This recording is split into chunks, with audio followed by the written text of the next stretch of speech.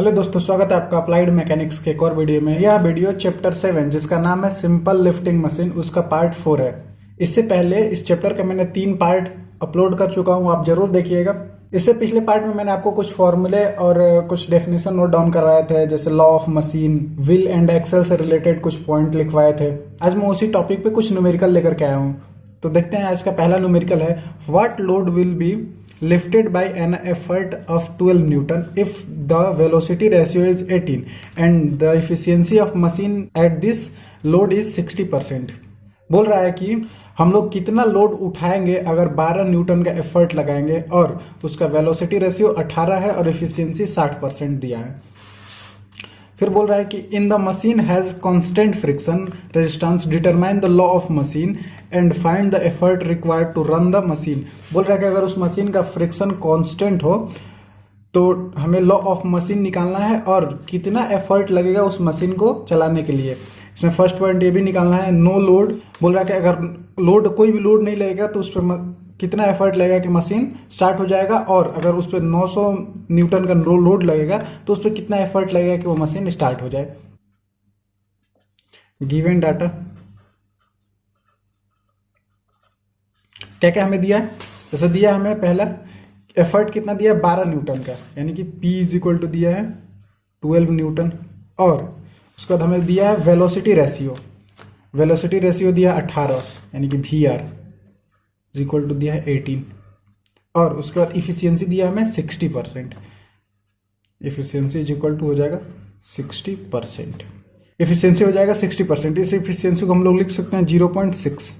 तो निकालते हैं, पहले हम लोग क्या निकालते हैं, इस मशीन का मैकेनिकल एडवांटेज निकालेंगे, यानी कि M A is equal to क्या होता है W अपन में P। M A is equal to हो जाएगा, W तो हमें इसमें दिया नहीं है, वेट लोड निकालना है, यानी कि इसको W लिखेंगे, और P is equal to effort कितना दिया 12 न्यूटन, यानी कि 12। ओके, उसके बाद हम इफिशियंसी निकालेंगे। इफिशियंसी इज इक्वल टू होता है मैकेनिकल एडवांटेज अपन में वेलोसिटी रेशियो, और क्वेश्चन में इफिशियंसी में क्या दिया है 0.6। मैकेनिकल एडवांटेज अभी जस्ट निकाला हूँ, ये W अपन में 12, और वेलोसिटी रेशियो हमें क्वेश्चन में दिया है वो है 18, तो यहाँ पे 18 लिखेंगे। अब इसको निकालेंगे तो ये हो जाएगा, यहाँ पर 0.6 है, इधर डिवाइडेड तो इधर आएगा तो मल्टीप्लाई हो जाएगा, तो ये हो जाएगा W अपन में 12 इज इक्वल टू ये हो जाएगा 0.6 इंटू 18, और यहाँ से अगर W निकालेंगे तो हो जाएगा W इज इक्वल टू यहाँ पर 0.6 इंटू 18 इंटू 12, ये हो जाएगा, इधर डिवाइडेड तो इधर आएगा तो मल्टीप्लाई हो जाएगा। यहाँ से अगर W का वैल्यू निकालेंगे तो W इज इक्वल टू हो जाएगा 129.6 न्यूटन, यानी कि अगर 12 न्यूटन का एफर्ट लगा रहे हैं तो हम लोग कितना लोड उठा रहे हैं 129.6 न्यूटन का, ये निकल आया। फिर हम लोग निकालेंगे in ideal machine the effort required to lift the load, कि जो आइडियल मशीन है उसमें कितना एफर्ट लगेगा लोड उठाने के लिए। लिखेंगे इन आइडियल मशीन दी एफर्ट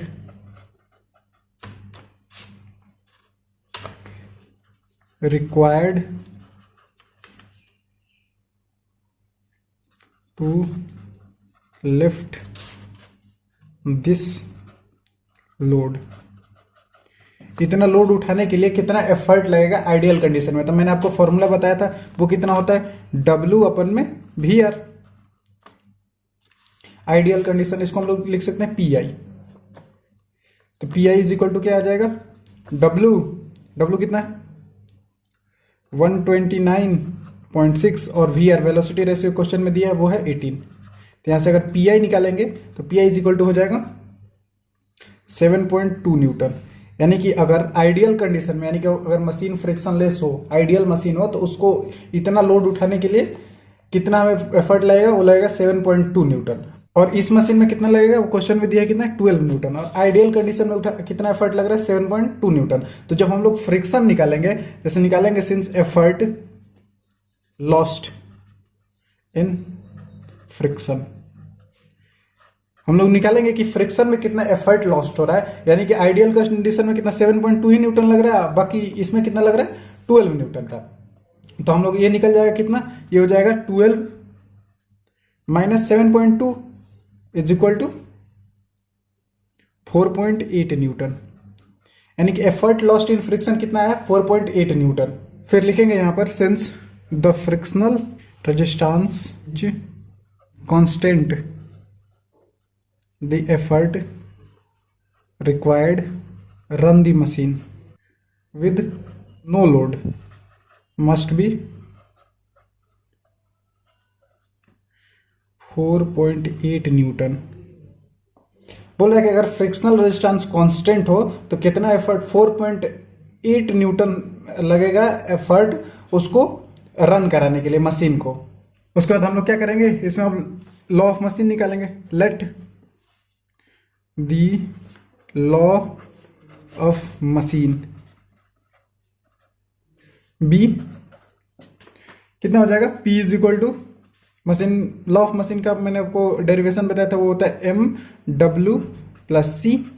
तो फिर अब इस पे क्या हम लोग करेंगे, एक बार रखेंगे P is equal to 12 newton और एक बार रखेंगे P is equal to 4.8 newton, क्योंकि इतना ही लग रहा है ताकि ये मशीन रन कर पा रहा है। दोनों वैल्यू एक एक बार रख लेंगे। एफर्ट इतना लग रहा है तो लोड कितना उठा रहा है, W is equal to 129.6 newton का, और जब एफर्ट इतना लग रहा है तो लोड कितना उठा रहा है, W इज इक्वल टू 0, यानी कि जब इतना एफर्ट लग रहा है तो बिना लोड उठाए और मशीन रन कर रहा है, और इतना एफर्ट लग रहा है तो इतना लोड उठा रहा है। तो इन दोनों का वैल्यू इसमें रखेंगे एक एक बार। तो पहले इसका रखेंगे तो ये हो जाएगा कितना, 12 इज इक्वल टू एम, और डब्ल्यू की जगह क्या रखेंगे 129.6 प्लस सी। और अब इसका वैल्यू रखेंगे इसमें, तो इसका जब वैल्यू रखेंगे तो ये हो जाएगा 4.8 इज इक्वल टू एम, और W की जगह 0 और प्लस सी, यानी कि यहां पर निकल आएगा 4.8 इज इक्वल टू सी, क्योंकि ये 0 हो जाएगा, यानी कि यहां पर C का वैल्यू निकल आया। तो C का वैल्यू को हम लोग क्या करते हैं, इसमें रख लेते हैं। तो जब C का वैल्यू, इसको मान लेते हैं इक्वेशन 1, तो put the value C in equation 1। इसमें C का वैल्यू रखेंगे तो क्या हो जाएगा, 12 is equal to M into 129.6 plus C, C is equal to कितना है 4.8। तो यहां से अगर m का वैल्यू निकालेंगे तो क्या हो जाएगा, m इज इक्वल टू हो जाएगा 12 माइनस 4.8, इधर प्लस में तो इधर आएगा तो माइनस हो जाएगा, और यहाँ पर 129.6 इधर मल्टीप्लाई है तो इधर आ जाएगा 129.6 डिवाइड में। तो यहाँ से अगर m का वैल्यू निकालेंगे तो m इज इक्वल टू हो जाएगा 0.055, ये हो जाएगा स्लोप का वैल्यू, यानी कि m निकल आया और c निकल आया, मेरा दोनों वैल्यू निकल आया। इसलिए लॉ ऑफ मशीन लिखेंगे तो क्या हो जाएगा, लॉ ऑफ मशीन कितना होता है, P is equal to W, P is equal to M, M कितना है 0.055 W प्लस C, C कितना है 4.8। ये हो गया आंसर, लॉ ऑफ मशीन आ गया इतना, ये हो गया लॉ ऑफ मशीन। अब हम लोग क्या फर्स्ट निकालते हैं, क्वेश्चन में क्या क्या हमें दिया वो देखते हैं। तो पहला कंडीशन में दिया है, यहाँ पर फर्स्ट कंडीशन दिया है नो लोड, और सेकंड कंडीशन दिया है अ लोड ऑफ 900 न्यूटन। अगर उस पर लोड नहीं लगेगा तो कितना एफर्ट लगेगा, यानी कि फर्स्ट में व्हेन नो लोड, यानी कि W इज इक्वल टू कितना 0, तो P इज इक्वल टू कितना हो जाएगा, ये हो जाएगा 0.055, और यहां पर W is equal to 0 plus 4.8, यानी कि P का वैल्यू यहां से निकलेगा होगा 4.8, ये तो 0 हो जाएगा न्यूटन। अगर उस पर लोड नहीं लगेगा तो इतना एफर्ट लगेगा। और सेकेंड पॉइंट हमें क्या दिया है, सेकेंड में दिया है कि अगर लोड 900 न्यूटन लगेगा, यानी कि when a load of 900 Newton, यानी कि हमें W का वैल्यू कितना दिया है 900 न्यूटन। तो ऐसे P निकालेंगे तो P इज इक्वल टू यहाँ पर रख लेंगे 0.055 into 900 plus C is equal to हो जाएगा 4.8। तो यहाँ से अगर P का वैल्यू निकालेंगे तो ये हो जाएगा कितना 54.8 न्यूटन। यहाँ बीच में पॉइंट है, यानी कि अगर 900 न्यूटन लोड उठाएगा तो इतना एफर्ट लगाना पड़ेगा, और जब 0 न्यूटन का अगर वेट उठाएगा तो इतना एफर्ट लगाना पड़ेगा। ये दोनों हो गया आंसर। एक और क्वेश्चन देखते हैं। बोल रहा है कि simple lifting machine whose velocity ratio is 40 lift a load of 400 Newton when effort applied 18 Newton and lift a load of 500 Newton when effort applied is 22 Newton. Find the law of machine, second effort required to lift a load of 600 Newton और third effort waste in friction. बोल रहा है कि एक simple lifting machine है जिसका velocity ratio 40 है और उसमें 400 न्यूटन का लोड उठा रहा है जब एफर्ट उस पर 18 न्यूटन अप्लाइड हो रहा है और 500 न्यूटन का लोड उठा रहा है जब उस पर एफर्ट 22 न्यूटन का अप्लाइड हो रहा है। तो पहले में पूछ रहा है कि हमें लॉ ऑफ मशीन निकालना है, दूसरा पूछ रहा है कि कितना एफर्ट उस पर लगेगा ताकि वो 600 न्यूटन लोड उठा सके, और तीसरा पूछ रहा है कि effort waste in friction, friction में कितना एफर्ट वेस्ट हो रहा है वो निकालना है। सॉल्यूशन, गिवन डाटा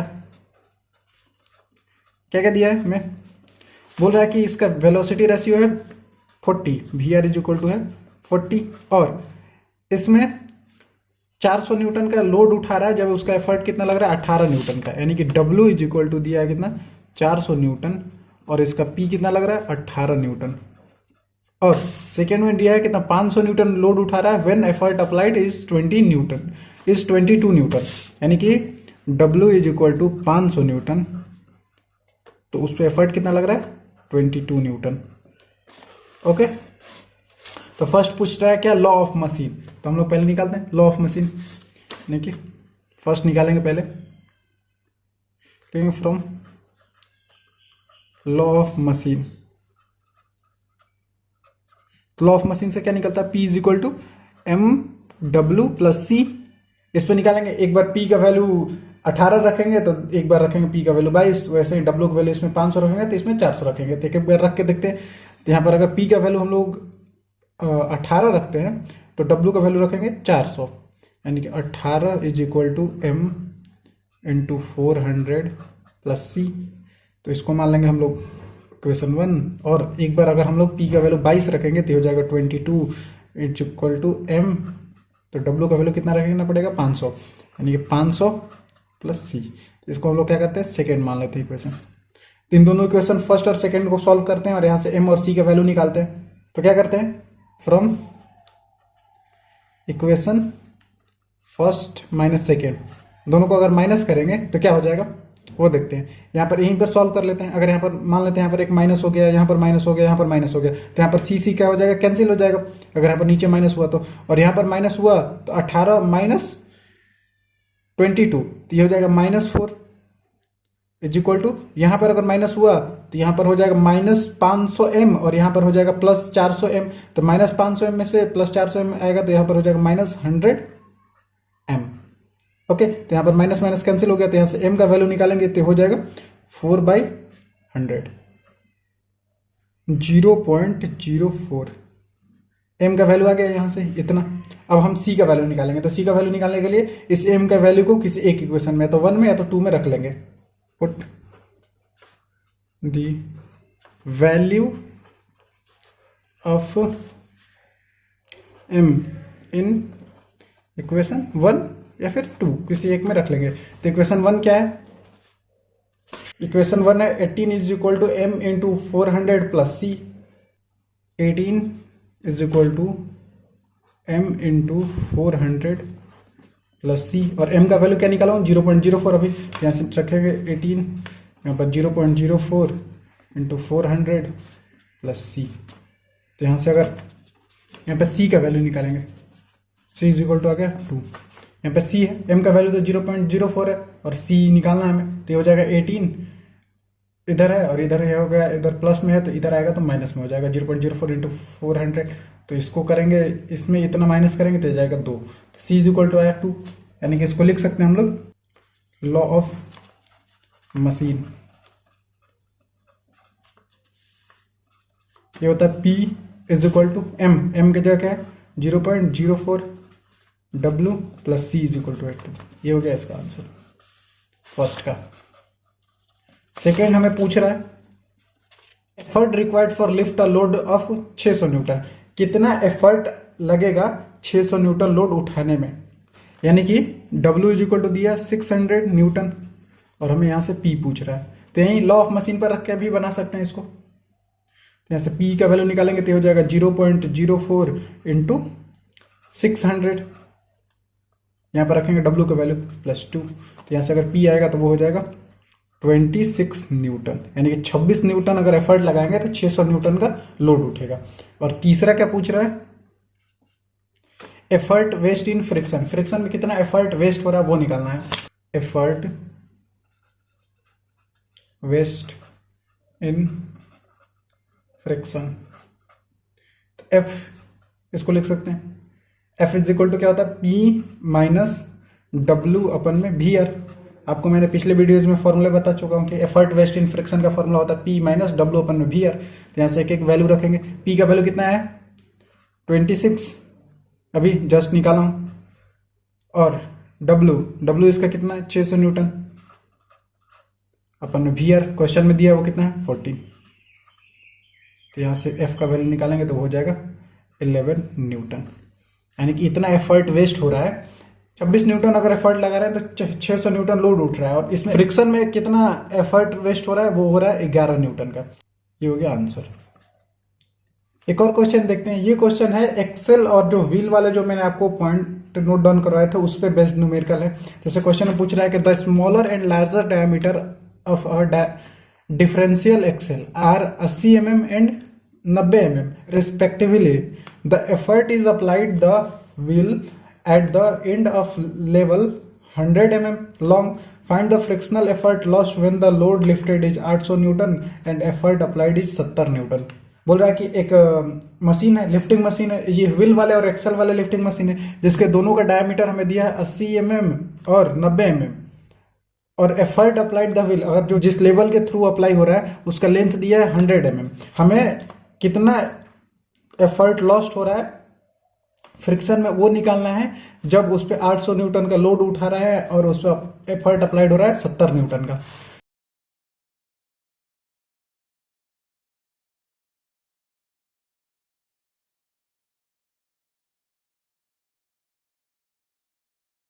क्या क्या दिया हमें, पहले तो दिया हमें दोनों का डायमीटर दिया, यानी कि D1 दिया हमें कितना, रख लें पहले बड़े वाले को D1 मानेंगे और D2 मानेंगे छोटे वाले को, यानी कि 90 mm दिया है D1 और D2 दिया है 80 mm। और एक्सेल का लेंथ कितना दिया है, L इज इक्वल टू दिया है 100 mm। तो जब हम डायमीटर ऑफ व्हील यानी कि कैपिटल D निकालेंगे तो क्या हो जाएगा, ये हो जाएगा 2 इंटू 100, 2 इंटू L, ये जो लेंथ है उसका दुगुना हो जाएगा, ये हो जाएगा 2 into 100 into is equal to 200 mm, यानी कि कैपिटल D कितना है 200 mm। और यहाँ पर कितना है W इज इक्वल टू कितना है, वो है 800 न्यूटन, 800 न्यूटन, और एफर्ट कितना अप्लाइड हो रहा है P इज इक्वल टू वो हो रहा है 70 न्यूटन। ओके, इसका हम लोग क्या करते हैं, पहले वेलोसिटी रेशियो निकालेंगे VR। तो VR का मैंने आपको फॉर्मूला बताया था, डिफरेंशियल एक्सेल में VR का फॉर्मूला बताया था। जब सिंगल एक्सेल का फॉर्मूला था वो कैपिटल D अपन में स्मॉल d था, बट डिफरेंशियल एक्सेल में VR का फॉर्मूला क्या होता है, VR इज इक्वल टू होता है 2 और कैपिटल D अपन में D1 माइनस D2। पिछले वीडियो में मैंने आपको बताया था फॉर्मूला। तो यहाँ से अगर VR निकालेंगे तो VR इज इक्वल टू हो जाएगा 2 और D, कैपिटल D की जगह भी 200 निकाला है, 200 अपन में small d D1 minus D2, यानी कि ये हो गया 90 minus 80, 90 minus 80 is equal to, ये हो जाएगा 200 इंटू 2 यानी कि 400 और 90 माइनस 80 यानी कि 10, यानी कि 400 अपन में 10, तो ये हो जाएगा 40, यानी कि VR का वैल्यू क्या निकाला है वो आया 40। अब फ्रिक्शनल एफर्ट लॉस्ट निकालेंगे कि कितना एफर्ट लॉस्ट हो रहा है फ्रिक्शन में, लिखेंगे फ्रिक्शनल एफर्ट लॉस्ट, इसको F से डिनोट करेंगे। F इज इक्वल टू होता है, फॉर्मूला आपको बताया था P माइनस W अपन में VR, ये सब फॉर्मूला इंपॉर्टेंट है, हमेशा पूछते रहते हैं। तो यहाँ से F इज इक्वल टू है P कितना है 70 न्यूटन, ये यहाँ पर, और W इज इक्वल टू है 800 न्यूटन। 70 माइनस 800 और VR अभी जस्ट निकाला वो है 40, यानी कि यहाँ से F निकालेंगे तो F इज इक्वल टू हो जाएगा 70 minus 20, F is equal to हो जाएगा 50 न्यूटन। यानी कि यहाँ पर आ गया frictional effort lost equal to 50 newton. ये हो गया आंसर। ये हो गया इस क्वेश्चन का तीनों आंसर। आज के लिए बस इस वीडियो में इतना ही रखते हैं, और नेक्स्ट वीडियो में मैं दूसरे टाइप्स के लिफ्टिंग मशीन जिसका नाम है single purchase double purchase lifting machine, उस पर बेस्ड कुछ पॉइंट्स और न्यूमेरिकल लेकर के आऊंगा। मिलते हैं अगले वीडियो में, तब तक के लिए धन्यवाद।